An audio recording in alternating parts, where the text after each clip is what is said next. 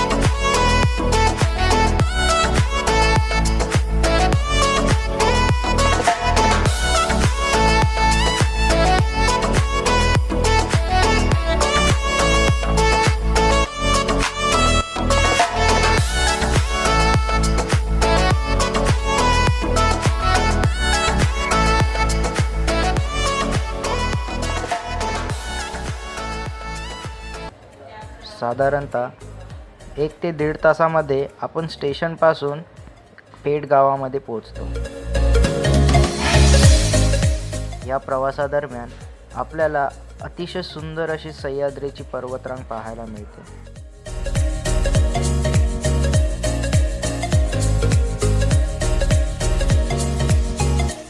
नमस्कार मित्रांनो, तर आज आम्ही आलेलो आहोत कोथळीगड या गडावर.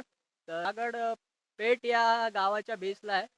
तर तिथून आम्ही ट्रेक सुरू केला आणि आता आम्ही अर्ध्यापर्यंत आलेलो आहोत. त्याच्या पुढची माहिती आम्ही तुम्हाला देत राहू. तर पूर्ण व्हिडिओ बघा तुम्ही. गडाच्या पायथ्याशी आल्यास गडावर जाण्यासाठी 50 रुपये एंट्री फी आकारली जाते.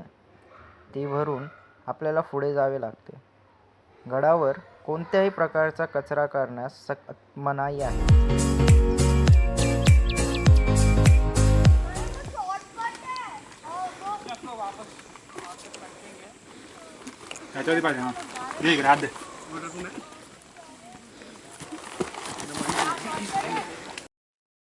तर मित्रांनो, जंगलाचा पॅच सुरू झालाय आणि आजूबाजूला झाड आहेत. आम्ही शॉर्टकट मारलाय, बघूया हा रस्ता कुठे जातो. हा शॉर्टकट लॉंग कट होऊ दे नको.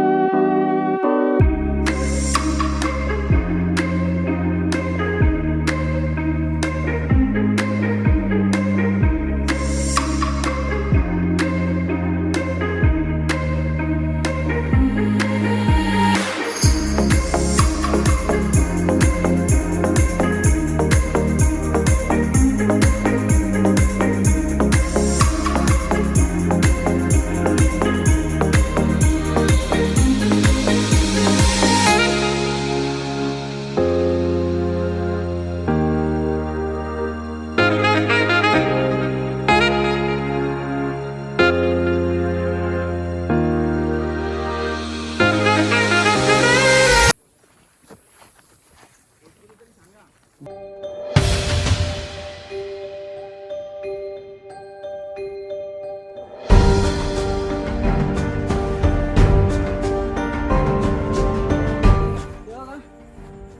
सुरत्यापर्यंत आपल्याला जायचं आहे. अजून खूप लांब आहे ते, पण जाऊ पोचू लवकरच.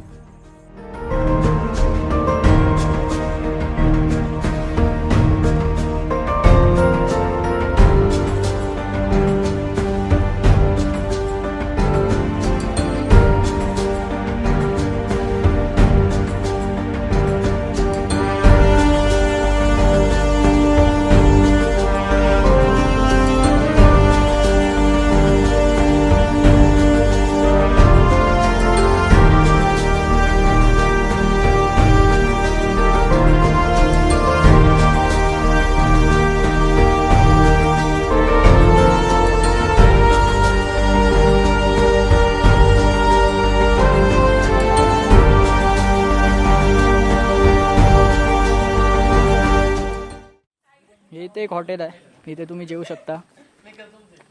जेवणाची ऑर्डर सांगावी लागते आधी, 10-15 मिनिटांनी येतं जेवण. ये खेकडा शिव्या शिव्या घालतोय असं वाटतंय आम्हाला. हॉटेल जवळ म्हणजे गावापर्यंत आलेलो आहोत आणि इथनं अजून 1 तासाचा ट्रेक बाकी आहे अजून. पोळीची भाजी, कढी, भात, चपाती, बाकी ठेचा, कांदा, लिंबू ते असणार, काही विषय नाही. सगळ्यांना विचार वेगवेगळे.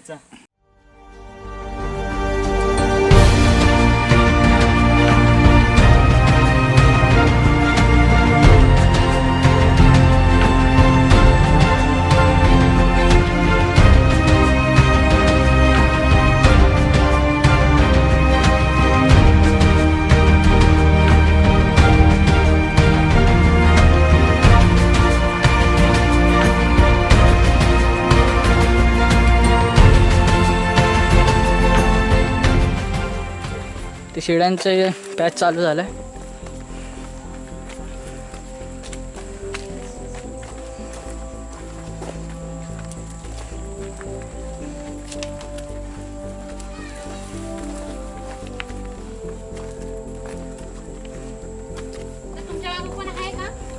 आहेत काय लोक आहेत, येतात वर.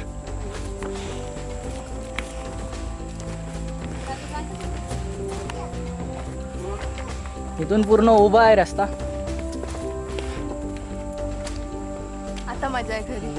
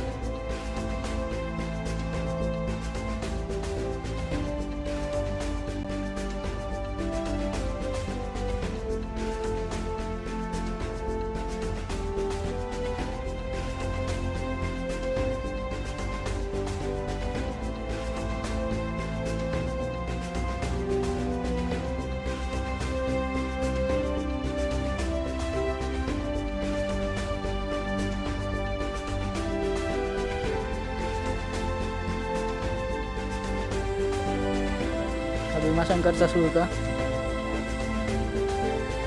सरळ दिसतो आपल्याला इथनं. आता आम्ही शिड्यांच्या पॅचपर्यंत आलेलो आहोत. इथनं शिड्या चालू होतात आणि इथनं पूर्ण शिड्यांचा रस्ता आहे आणि 10-20 मिनटं लागतील असं सांगितलंय ते गेले त्यांनी. तर बघूया किती वेळ लागतो. तर जाऊया आपण. चला.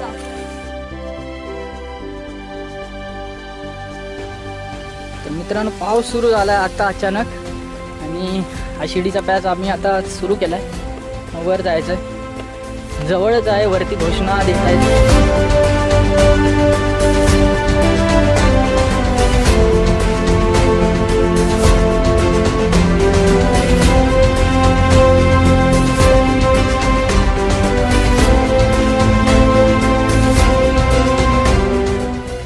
पावसाचे ढग समोर आले.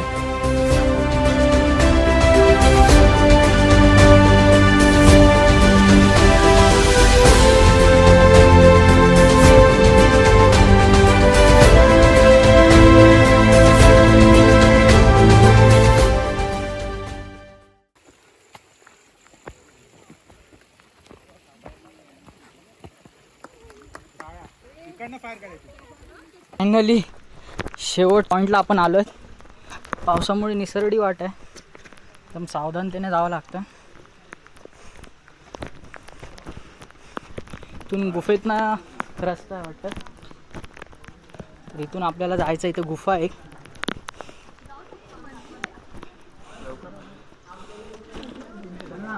हे मंदिर आहे आतमध्ये, महाराजांचे फोटो आणि देवी मूर्ती आहे. इथून पुढे जायचं. तो गुफा आहे, थोडं विजन ब्लर आहे. या गडाचा इतिहास सांगायचा झाल्यास शिवाजी महाराजांच्या काळात या किल्ल्याचा उपयोग शस्त्रांचा साठा ठेवण्यास करत असत.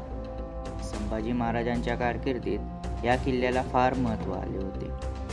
नारोजी त्रिंबक हा गडाचा किल्लेदार रसद व दारुगोळा जवळील गावातून मिळवण्याकरता गेला होता. गडावरील त्याचा माणूस मानकोजी पांढरे त्याच्या ताब्यात त्याने गड दिला होता. शिवकाळात स्वराज्याचा मुंशी असणारा काझी हैदर संभाजी महाराजांच्या कारकिर्दीत औरंगजेबाला फितूर झाला होता. त्याने मानकोजी पांढरे यांना फितूर केले आणि रात्रीच्या काळोखात मानकोजी पांढरे आणि अब्दुल कादर व त्याच्या सैन्याला हे आपलेच लोक रसद घेऊन आले आहेत असे सांगून गडात प्रवेश दिला आणि त्यांनी गडावरचे सर्व सैन्य कापून टाकले होते. हा किल्ला जिंकल्याबद्दल औरंगजेबाने अब्दुल कादरला सोन्याची किल्ली भेट दिली. त्यानंतर या किल्ल्याचे मिफ्ताहुल फत असेही नामकरण करण्यात आले होते. फितूर झालेला काझी हैदरला 70,000 रुपये बक्षीस देण्यात आले होते. नारोजी त्रिंबक या शूरवीराने आपला किल्ला परत जिंकून घेण्याचा अयशस्वी प्रयत्न केला. या प्रयत्नात आपले सर्व सैन्य मारण्यात आले होते.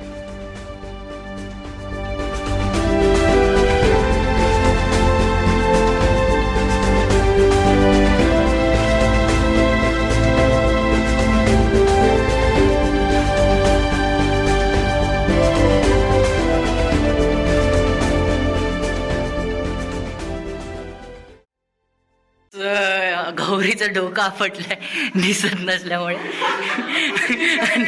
आणि चांगली आपटलेली वाटते मला. असू दे.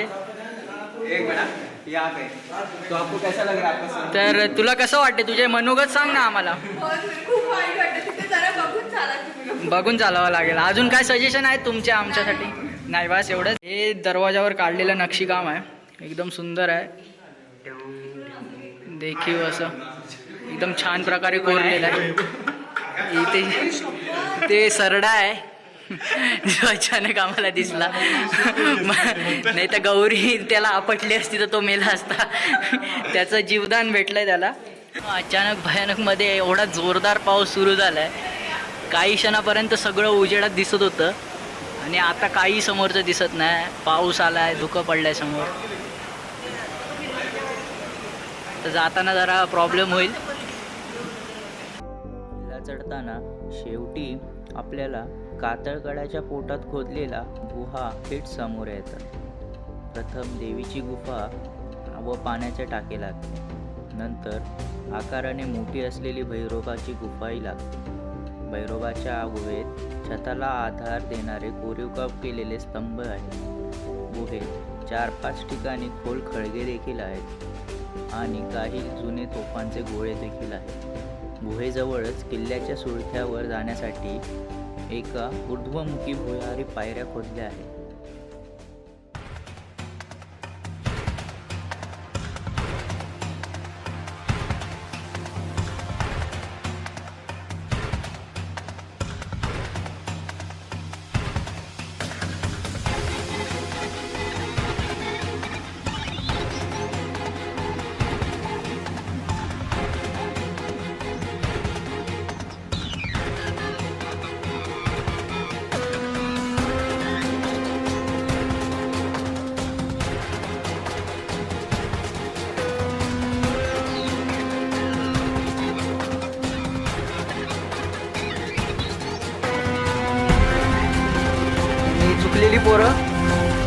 बसलेली आहेत उलट्या दिशेने.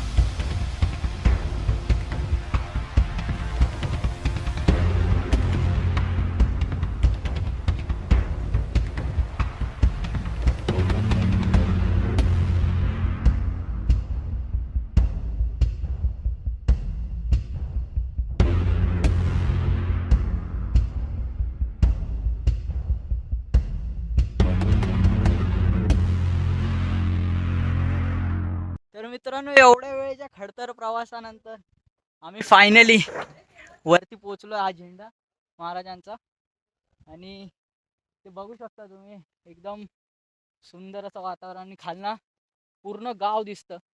या गडाचा उपयोग देखरेखीसाठीच मुळात करता येत होता. हे बघा, पूर्ण गाव एकदम मस्त दिसतंय.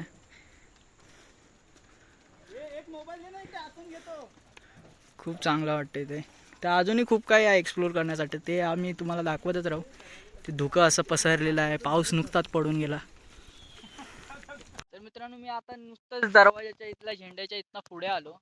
त्या रानात ना पुढे पूर्ण रान आहे, तुम्ही बघू शकता. हे बघा, रान आहे. त्याच्या इथे विहिरीसारखं काहीतरी बांधलेलं आहे, पाण्याच्या टाक्यासारखं आहे. इथे असं पाण्याचा टाका आहे.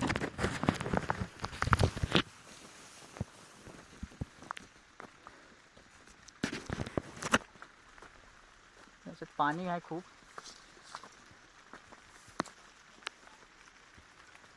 इथून पुढे गेल्यावर सुंदर असा नजारा आपल्याला पाहायला मिळणार. हे बघा,